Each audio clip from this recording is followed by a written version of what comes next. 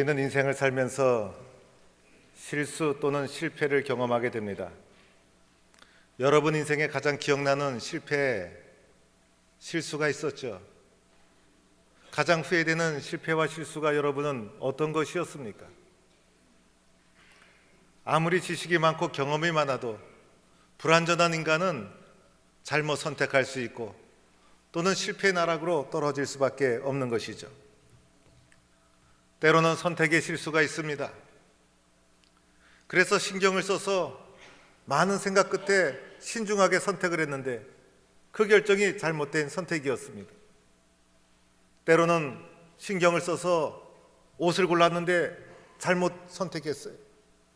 때로는 음식을 신경을 써서 선택을 했는데 후회가 되는 선택이었어요. 이런 선택은 작은 선택이라 할 수 있지만은 학교를 선택하고 직장을 선택하고 배우자를 선택하고 사업을 선택하고 이런 결정이 잘못되었을 때 얼마나 후회가 되고 힘든 인생을 걸어가야만 했습니까?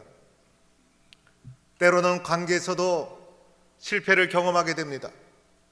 사랑했던 사람, 믿었던 사람에게 배신을 당하고 관계에 금이 가고 깨어지고 예기치 않게 상처를 주고받는 관계를 형성하게 될 때가 있습니다.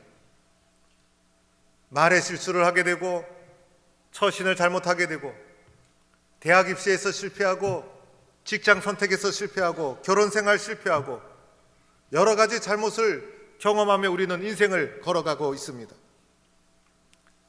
그런데 세상에서의 이런 작은 실패, 세상에서의 이런 실수는 어쩌면 작은 것이라고 할 수도 있습니다. 왜냐하면 그런 실수를 딛고선 우리는 좀 더 성숙한 단계로 나아갈 수 있는 계기가 되기 때문인 것입니다. 우리가 정말로 소중하게 봐야 될 부분이 있어요. 우리가 인생에서 정말 소중하게 지켜야 될 부분이 있어요. 그것은 바로 하나님과의 관계에서는 실패하지 말아야 된다는 것입니다. 믿음 생활 실패, 신앙 생활 실패, 이것은 우리의 인생을 치명적으로 돌이킬 수 없는 상황으로 몰아갈 수도 있기 때문에 특별히 하나님과의 관계에서는 실패해서는 안 된다는 것입니다. 그런데 우리는 세상에서의 실패는 잊지 말고 기억하고 있어요. 세상에서 잘못한 것은 마음의 응어리가 되어서 그것을 잊지 못하고 있지만은 하나님과의 관계에서 수없이 실패했음에도 불구하고 너무나 쉽게 잊어버린다는 것입니다. 하나님과의 관계 속에서 우리는 다짐한 대로 살아가지 못하고 있죠. 하나님께 서운한 대로 헌신하지 못하고 있죠. 하나님께 결심한 대로 믿음 생활을 신실하게 하지 못하고 있는 것입니다. 말씀대로 기도한 대로 헌신하지 못하고 있음에도 불구하고 하나님 앞에 한 실수와 실패는 쉽게 잊어버리고 세상에서의 실패는 우리가 잊지 못하고 있는 것이 우리들의 모습이 아닌가. 어쩌면 하나님께 서운한 것도 까맣게 잊어먹고 사는 사람도 있고 또 어떤 사람은 이 자리에 있지만은 하나님이 살아계심을 느끼지 못하고 하나님과의 관계가 단절된 가운데 살아가고 있는 분도 있는 것입니다. 우리는 하나님 앞에 다짐한 대로 살지 못하고 있어요. 하나님 앞에 서운한 대로 헌신하지 못하고 있습니다. 하나님 앞에 크고 작은 실패를 반복하면서 인생을 걸어가는 것이 우리들의 모습입니다. 오늘 말씀은 아버지의 품을 떠난 둘째 아들의 모습이 나옵니다. 아버지와의 관계에서 실패한 둘째 아들의 모습은 하나님과의 관계에서 실패한 우리들의 모습을 보여주기도 합니다. 오늘 둘째 아들이 아버지께 어떻게 말하고 있습니까? 아버지의 재산 중에 내게 돌아올 분깃을 미리 주세요. 이렇게 아버지께 요청하게 됩니다. 둘째 아들의 요청은 당돌한 요청이요, 더 나아가 살아계신 아버지께 배은망덕한 요청이었죠. 케네디 데일리라는 사람은 15년 동안 이 본문을 중심으로 복음을 전했다는 것입니다. 그래서 가는 곳마다 사람들에게 물어봤다는 거예요. 당신의 마을에서 아들이 아버지께 이러한 요구를 한 것을 본 적이 있습니까? 그러나 많은 사람들을 대부분이 그런 요구를 하는 아들을 본 적이 없습니다. 또 이렇게 물어봤다는 거예요. 이러한 요구를 할 수 있다고 생각하십니까? 그러자 많은 사람들이 한결같이 하는 얘기가 그런 요구를 할 수 없는 것입니다. 이것은 아버지가 죽었으면 하는 마음이 그 속에 담겨 있는 것입니다라고 말하고 있다는 것입니다. 오늘 둘째 아들은 당돌한 사람이었어요. 그러면서도 매우 영특한 사람이었어요. 이기적인 사람이었고 자기 생각으로 가득 찬 사람이었고 자기 생각, 자기 뜻대로 인생을 살아가면 행복하게 될 것이라고 믿었던 사람이었어요. 마침내 아버지에게 유산을 받아서 그 유산을 돈으로 바꾸어서 먼 길을 떠나게 됩니다. 작은 아들의 눈에는 아버지가 보이지 않았어요. 나는 잘 살 수 있다고 생각했어요. 아버지 없이도 나는 행복하게 살 수 있다고 생각했고 아버지 없는 삶이 더 성공적인 삶이라고 생각을 했어요. 아버지를 떠나기로 작정을 하고 작은 아들은 아버지의 그 가족, 공동체 그 모두를 떠나게 됩니다. 아버지를 떠나고 나니 얼마나 좋았을까. 맨 처음에는 자유가 주어지는 것 같아서 마음껏 아버지의 구속으로부터 벗어나 행복하다고 잠시 생각했을 겁니다. 그러나 얼마 가지 않아서 재산을 다 탕진했죠. 더하여 아버지를 떠난 삶은 허랑방탕한 삶이 될 수밖에 없죠. 인간 속에는 죄성, 이기적인 욕망이 도사리고 있어서 이 욕망이 우리를 그냥 두지 않는다는 것입니다. 욕심과 욕망을 추구하는 이기적인 삶을 살게 되었고 그리고 그 욕심과 욕망이 이 사람의 인생을 파괴해가기 시작합니다. 더하여 그 지역에 흉년이 들었어요. 환경과 상황이 받쳐주지 않았다는 거예요. 둘째 아들의 삶은 순식간에 밑바닥으로 떨어지고 비참한 인생이 되고 맙니다. 그 많던 친구 다 사라졌죠. 비참한 인생, 소망 없는 인생, 스스로의 힘으로 일어날 수 없는 인생으로 추락하고 만 것입니다. 이것이 아버지의 품을 떠난 둘째 아들의 모습이었습니다. 그런데 첫째 아들의 모습은 또한 어떠했습니까?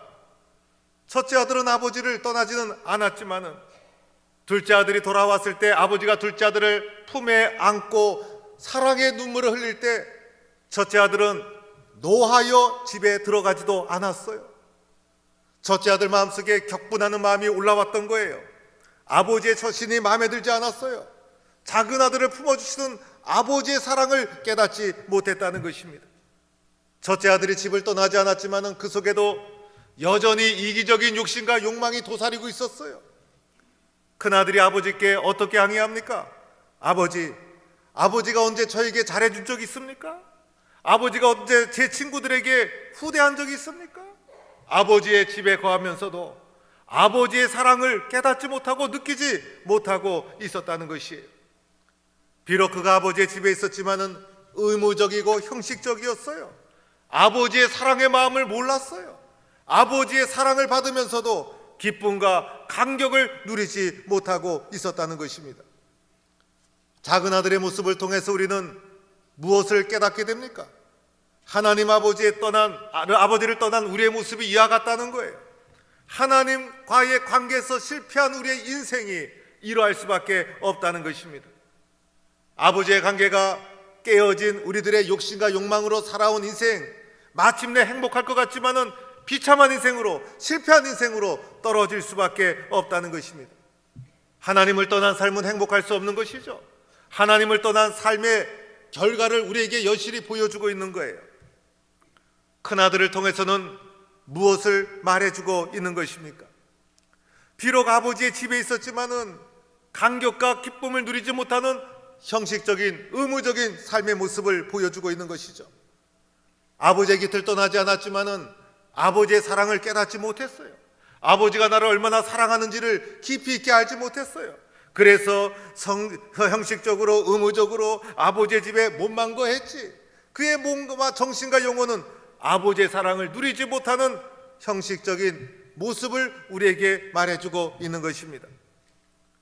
그에 비해서 아버지의 모습은 어떠했는지를 우리는 살펴볼 필요가 있어요.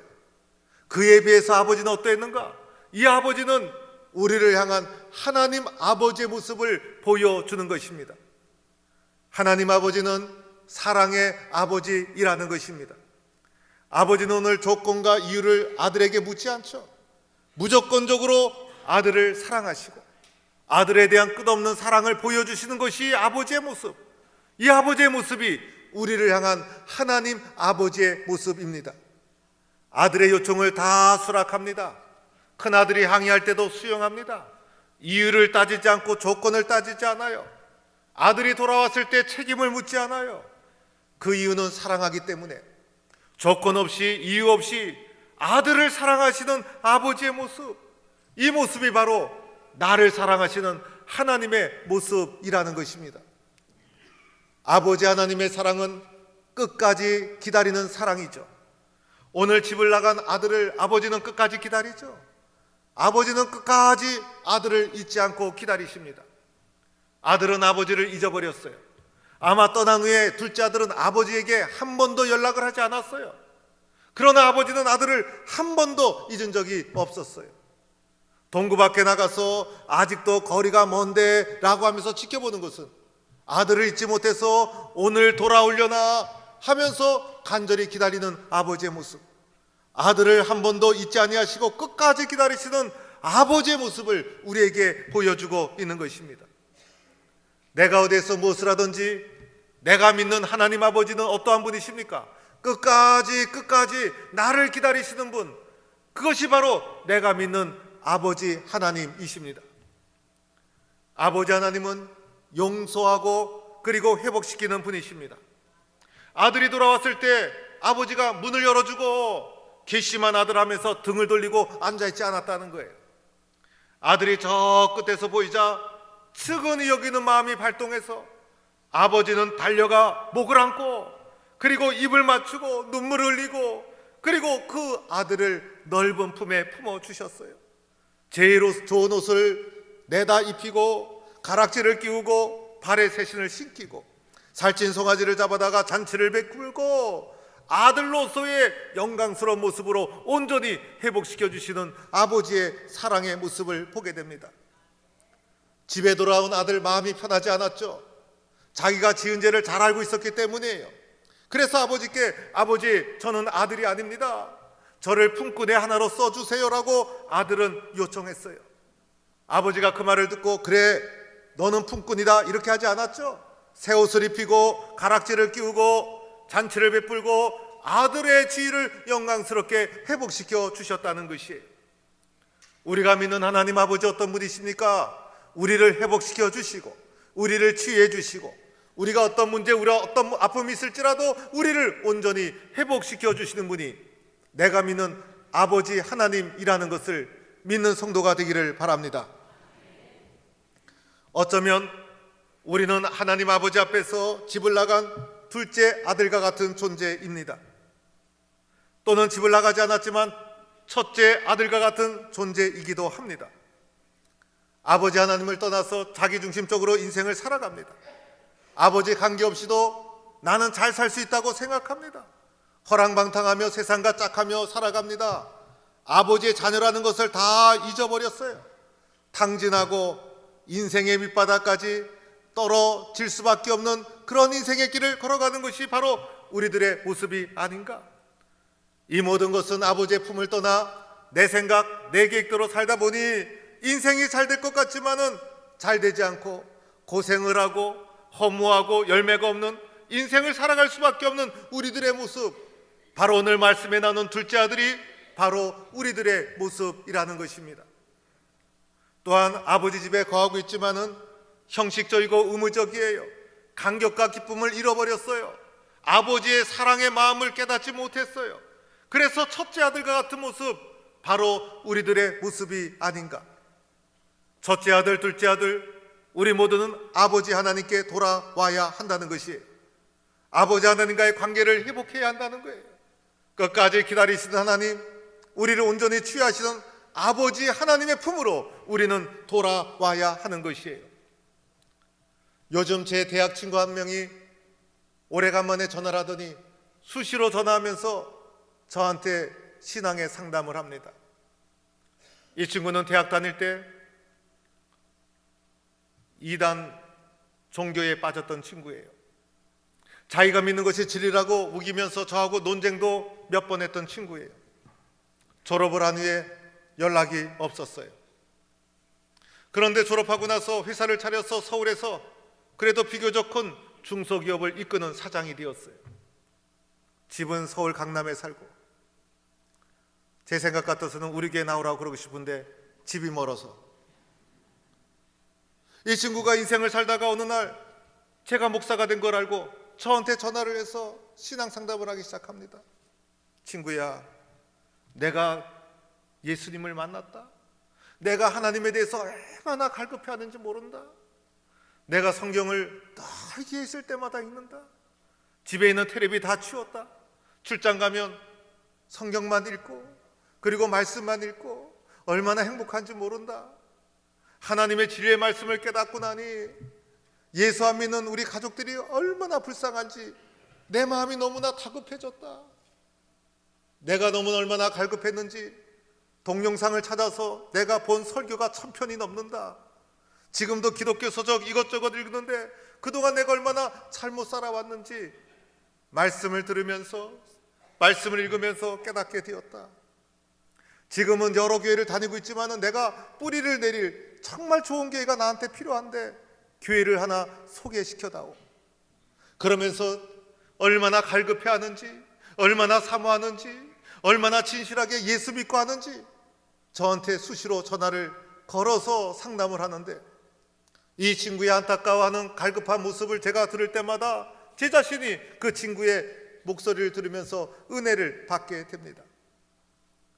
여러분, 우리는 넘어질 수 있고 때로는 인생을 실패해서 잘못 선택할 수 있어요. 그리고 쓰러질 수 있어요. 그러나 우리는 다시 돌아와야 합니다. 돌아올 때 우리들에게는 새로운 삶이 주어지는 것이고 우리들에게는 기회가 주어지는 거예요. 먼저는 어떻게 해야 되는가? 아버지 하나님 앞에 사는 것이 풍성한 삶이라는 것을 우리는 기억해야 합니다. 오늘 말씀에도 보면 스스로 돌이켜 내 아버지의 집에는 양식이 풍족한데 나는 여기서 줄여 죽는구나. 이것이 둘째 아들의 고백이었어요. 아버지 집에는 풍성한데 나는 여기서 줄여 죽는구나. 아버지의 집에는 풍성한데 내 생각, 내 욕심, 내 뜻대로 살아온 삶은 줄여 죽는 것과 같이 헐벗은 삶이구나. 아버지 품으로 돌아가야 되겠다. 아버지 품에는 풍성함이 있다. 우리는 아버지의 품 안에 풍성한 삶이 기다리고 있다는 것을 기억해야 합니다. 아버지 하나님 안에서만이 행복하고 풍성한 삶을 누릴 수가 있게 되는 거예요. 두 번째로는 내가 죄인이라는 사실을 고백해야 합니다. 오늘 아들도 철저히 회개하죠. 아버지, 저는 하늘과 아버지께 죄를 지었습니다. 저는 아버지의 아들이라고 할 수가 없습니다. 나를 품꾼의 하나로 써주소서. 이런 회개의 고백을 아버지의 품에 안겨서 또 합니다. 아버지, 저는 아들이 아닙니다. 저를 품꾼의 하나로 써주세요. 그래서 아들은 구구절절 아버지 앞에 회개하는 눈물을 흘리기 시작합니다. 어거스틴은 이런 말을 했다는 거예요. 한 사람의 삶에 있어서 절정의 순간은 순교가 아니라는 거예요. 우리는 신앙의 꽃을 순교라고 생각해요. 순교가 아니라 과거의 잘못된 삶으로부터 돌아서는 회개의 순간이 그 사람의 인생의 절정의 순간이다. 이 회개가 얼마나 소중한가를 말해주고 있는 거예요. 회개 없이는 주님을 만날 수가 없는 거예요. 회개 없이는 주님과의 관계가 회복될 수가 없는 거예요. 우리 교회 2015년도 7가지 실천 사항이 있죠. 첫 번째 관문이 뭐였습니까? 첫 번째 관문이 회개 실천이라는 거예요. 요한일서 1장 9절, 만일 우리가 우리 죄를 자백하면 그는 미쁘시고 의로우사 우리 죄를 사하시며 우리를 모든 불의에서 깨끗하게 하실 것이다. 스스로 고백하고 입술로 고백하고 또다시 회개하고 회개의 눈물이 마르지 않아야 된다는 거예요. 회개해야 말씀이 들려지기 시작합니다. 회개해야 기도 문이 열리기 시작하는 거예요. 회개해야 교회를 사랑하고 충성할 수 있어요. 회개해야 성도를 사랑할 수 있게 되고 회개해야 전도하는 것이고 회개해야 하나님의 것을 구별해서 10의 1조를 철저히 순종할 수가 있게 되는 거예요. 회개의 문이 열려야 하나님과의 관계가 회복되는 거예요. 회개의 눈물이 마르지 않아야 된다는 거예요. 회개할 때 하나님의 품에 돌아올 수가 있게 되는 거예요. 세 번째로는 회개에 합당한 삶을 살아야 된다는 거예요. 오늘 둘째 아들이 회개할 때 마음으로 심정으로 하지 않았죠. 더 나아가 일어나서 아버지께 돌아가니라. 삶으로 행동으로 회개를 증명해 주었다는 거예요. 사랑하는 성도 여러분, 회개하는 자가 복을 받습니다. 회개하는 자가 회복됩니다. 회개할 때 용서를 경험하게 됩니다. 회개하면 실패를 딛고 일어설 수가 있는 거예요. 회개하는 자가 아들의 영광을 회복하게 되는 거예요. 회개해야 하나님과의 깊은 관계에 들어가는 거예요. 회개해야 아버지 하나님의 마음을 알게 되는 것입니다. 오늘 우리는 사순절 기간을 지내고 있어요. 예수님께서 고난의 길을 걸어가시고 십자가를 향하여 걸어간 이 사순절 기간, 우리는 예수님 앞에서 우리의 모습을 돌아봐야 합니다. 예수님 앞에서 우리의 모습을 돌아보면 우리의 모습은 회개할 것밖에 없어요. 주님 앞에서 우리의 모습을 돌아보면 우리 모습은 주님 앞에서 하염없이 부족한 모습뿐이에요. 주님 앞에 우리의 부족함과 허물을 용서하여 주옵소서. 수없이 주님 앞에 다짐하고 다짐했지만은 또다시 넘어지고 실패하고 실족하고 이기적인 삶을 살아갈 수밖에 없었던 우리들을 용서해 주옵소서. 아버지 하나님은 끝까지 우리를 사랑해 주시고 우리를 회복시켜 주시고 우리를 기다려 주십니다. 그 하나님 아버지 앞에 회개하여 돌이켜 하나님의 아들로서의 영광을 회복하는 복된 삶을 살아가는 성도가 되기를 주의 이름으로 축원합니다.